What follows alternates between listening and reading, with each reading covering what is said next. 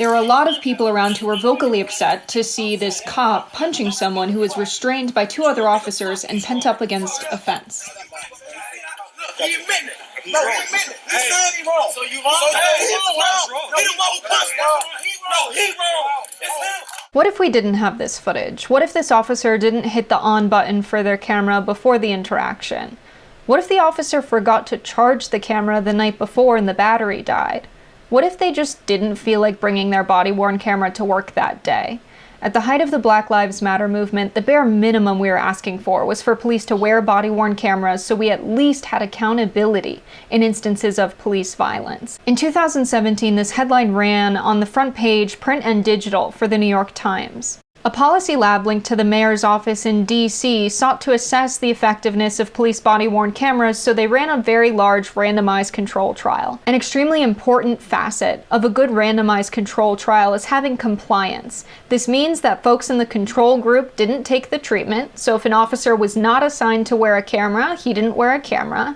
And if you were in the treatment group, you received the treatment, meaning you actually had a police body-worn camera for your interactions with civilians, and it was charged and turned on.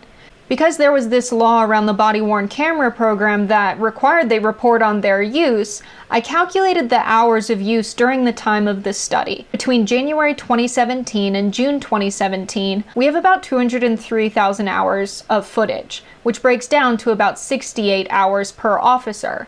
If you consider that they work a 40-hour work week, it seems suspiciously low to only have 2.5 hours of footage.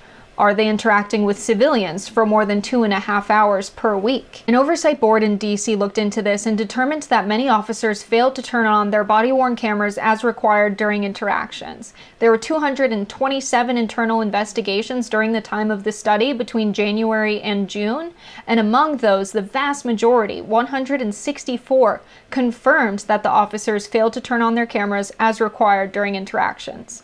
The average minutes per interaction and number of videos per officer tells us next to nothing about actual compliance. An officer could turn their camera on for the first 2 minutes of an interaction, then turn it off, then have another interaction that's 20 minutes, and we would still have an average time per video of 11 minutes and 1 interaction per video. How can we expect to measure the impact of police body-worn cameras on policing behavior if they could use them at their discretion? They could choose which interactions they turned them on for, or even what days they were wearing them.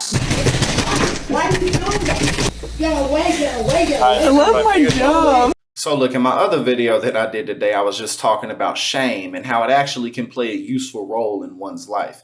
And these police officers clearly do not understand this. Someone in a green jacket, a beanie. What about this?